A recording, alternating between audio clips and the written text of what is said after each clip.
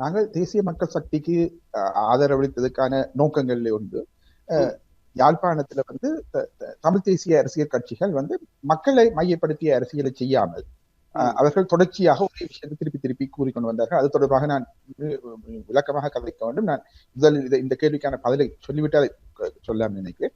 அந்த வகையிலே இளைஞர்களின் வெளியேற்றம் என்பது யாழ்ப்பாணத்திலே ஒரு பெரிய பிரச்சனையாக இருந்தது. யாழ்ப்பாணத்தை முக்கியமாக படித்த இளைஞர்கள் வெளியேறி கொண்டிருந்தார்கள். எங்களுடைய குடிச்சை குறைவடைந்து கொண்டே சென்றது. அது முதல்ல நிறுத்தப்பட வேண்டும். அவ்வாறு இப்ப சுவர் இல்லாமல் சித்திரம் பெற முடியாதானே. அப்ப மக்கள் இந்த இடத்தை விட்டு வெளியேறி இருந்தால் இப்ப இந்த போராட்டம் அப்ப அது நிறுத்தப்பட வேண்டும். அது தொடர்பான எந்த விதமான முயற்சிகள் இந்த தமிழ் அரசியல் கட்சிகள் செய்யவில்லை. அந்த வகையில தேசிய மக்கள் சக்திக்கு ஆதரவளிப்பதன் மூலம் சில பிரச்சனைகளை தீர்த்துக் கொள்ளலாம் என்ற எண்ணத்திலே நாங்கள் தேசிய மக்கள் சக்திக்கு ஆதரவளித்திருந்தோம்.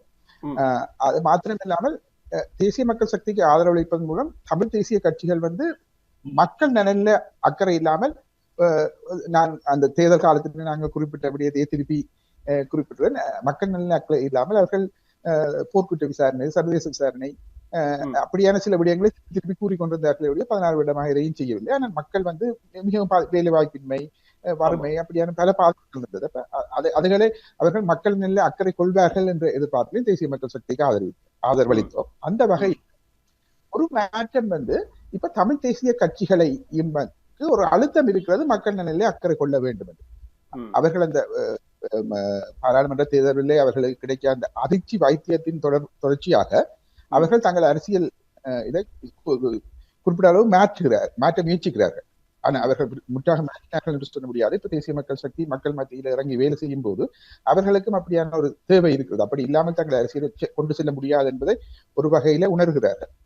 அந்த தேர்தல் முடிந்த சில காலங்களில் அவ்வாறு வேலை செய்ய முயற்சித்தார்கள். ஆனால் மீண்டும் இப்பொழுது திருப்பி பழைய கதைகளை கூறிக்கொண்டு பழைய அரசியலுக்கு, அதாவது மக்கள் சொன்ன செய்தியை முதலில் புரிந்த மாதிரி இருந்தார்கள். இப்போது அது புரியாத மாதிரி நடித்து கொண்டோ ஏதோ பழைய அரசியலுக்கு மீண்டும் செல்ல முயற்சிக்கிறார்கள். அப்படி இருக்கும்போது சில சமயங்களில் அடுத்த தேர்தல்களில் மீண்டும் ஒரு அதிர்ச்சி அவர்களுக்கு வரும்போது மீண்டும் அதை செய்ய முயற்சிப்பார்கள்.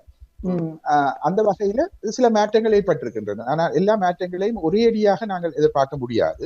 இது 75 வருட காலங்களாக மாறி வந்த விடயம். அதாவது வந்து இப்ப உடனடியாக இப்ப ஒரு வருத்தம் என்ன என்பதை சரியாக கண்டுபிடித்து அதற்கான சிகிச்சை தான் அளிக்கப்பட வேண்டும் என்றால் அதுக்கு காலம் எடுக்கும். அதை விட்டு குணங்குறிகளை தீர்ப்பதாக இருந்தால் உடனடியாக தீர்த்து உடனடியாக விளைவுகளை பார்க்க முடியும்.